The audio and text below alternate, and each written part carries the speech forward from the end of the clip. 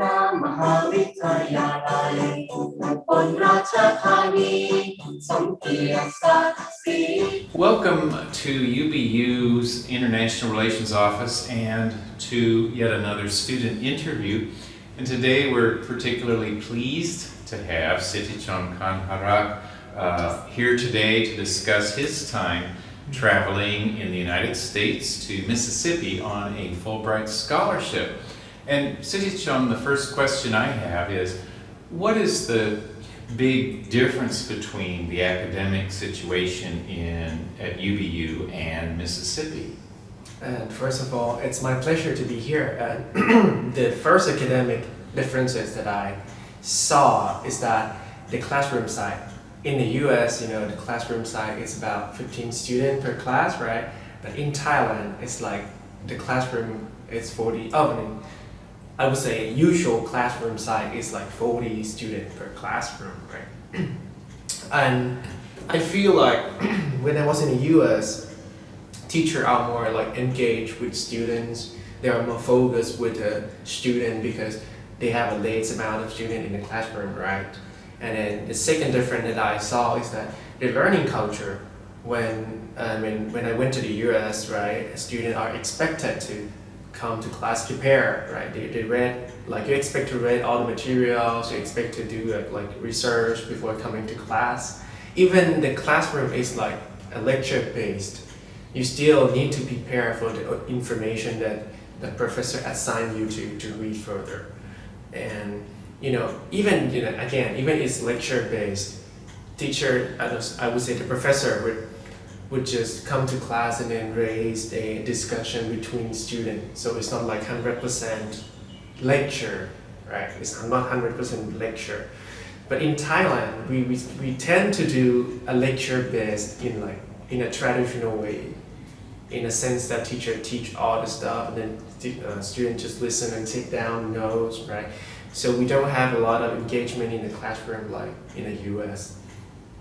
And the last thing I saw is that I would say the US education is more like looking forward in the future. I would like to bring the example from my history class. I learned how to analyze, how to compare the history in the past from my history class, right? Because we want to analyze it, we want to compare it in order not to let the history repeat itself again. But in Thailand, it's different. We still learn to just memorize how things happen, how sequence go, how situations went, right? It's not like looking forward, yeah. And then, what would you say caused the most culture shock when you went to the United States? I would say the accent, the language barrier. Even I'm an English student, right? I study English. I really familiar with the English. But when I went there, it's like a deep South state, right? And most of my friends, they speak in a Southern accent, and I had a problem with that. In a very first week, I couldn't catch their word, what they say. But a week after that, I applied and I adjust to that very well. Yes, even I have been unable to understand some Alabamans, so I understand, even I in the U.S. And then when you returned to Thailand, did you experience a reverse culture shock of some sort? I would say I experienced the reverse culture shock. The first reverse culture shock I experienced is that in Thailand, we don't usually look into other people's eyes, right? When we are discussing, we're talking, we don't make eye contact. When in the US, if you don't make an eye contact, it feels like you are not like sincere.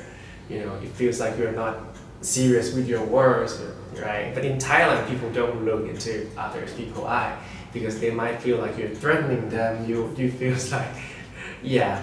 That's just the first thing that I've experienced. And the second thing is the food, the spice, the taste.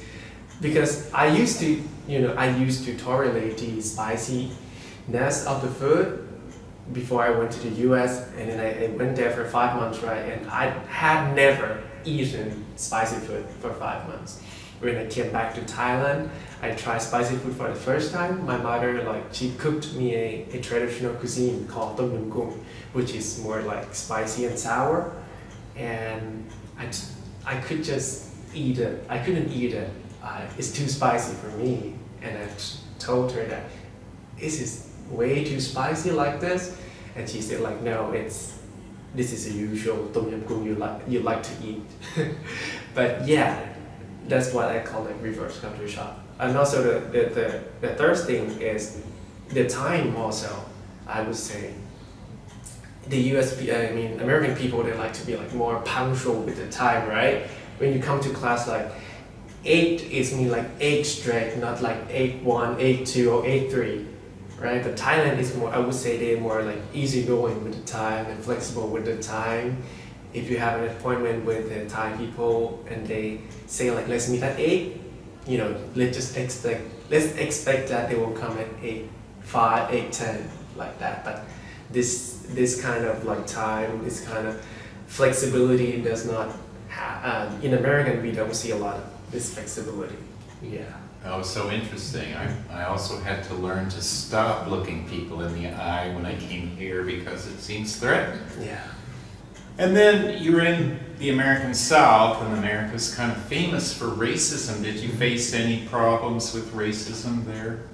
Not really during my time at the college, I didn't encounter any racism, because I would say there were a lot of international students at that time, and the community is multicultural community, so it is more friendly for international students to mingle together, to stay with the American students. But still, don't get me wrong, I still face I encounter some stereotype based on my appearance. I look Asian, right, because I'm Asian, but it doesn't mean that I'm Chinese. When I went to order some burger, at a Chick-fil-A, and then I would say the staff asked me, "Are you Chinese?" I said to them no, I'm Thailand. Yeah, I would say it's normal because I asked a lot of my friends do you know where Thailand is in the world, and they answer me, is it in China? Is it they still think that Thailand is a part of China, or they don't even know Thailand is in the Asian continent. That's I would say that's usual, and I would say that's also the reason that I was in the U.S. because I participated in the Global U Grad, right? It's a short program for cultural exchange, so you have to go there and represent your culture and enrich the understanding of the local people about your culture and countries. Yeah. Yes. Many think Thailand is Taiwan, I found. Yeah. Some people pronounce it Thailand, right? Mm-hmm. Thailand. Right, yes. But likewise in Thailand, I get a bit weary being called a Frenchman or Farang. So, I guess it's global, this kind of thing. But so then Sittichon can think about the cultures of the two countries, and America's United States is more historically Protestant Christian, and Ubon is Theravada Buddhist. What would you say was the big difference between the two?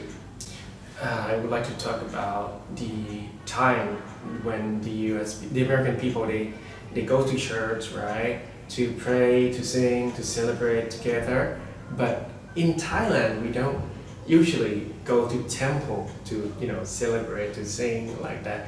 We go to temple to make merit, because we have the values that if you make merit, it's you're collecting your, I would say, how can I say? You're collecting your points. It's like you're collecting your points. If you have a lot of points, you can go to heaven. You can go to nirvana. So that's why people go into the temple to make merit, right?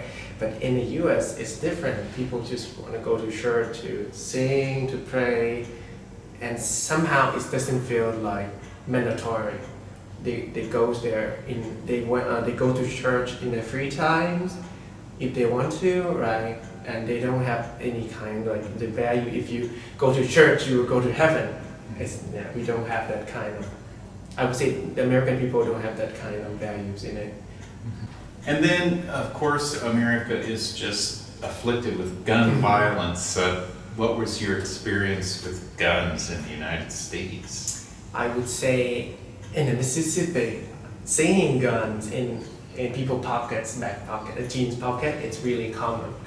Especially when I went to do the laundry in a university, I saw a guy, he went to do laundry too, and then in the back of his jean pocket, and there was a gun in it, and I was like, why did you bring a gun to do the laundry? But I know it's more like flexible with the access to the gun, Even teenager can access to the gun, even, they can have a gun to protect themselves, right? In the law, they allow you to, if you use it to protect yourself.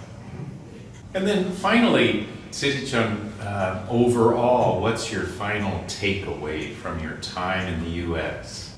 I would say the U.S. broadened my horizons in terms of like how good life quality can be, how liberal societies can be, how peaceful, how justice community can be. Considering the freedom of people, the life quality there, and educations and everything.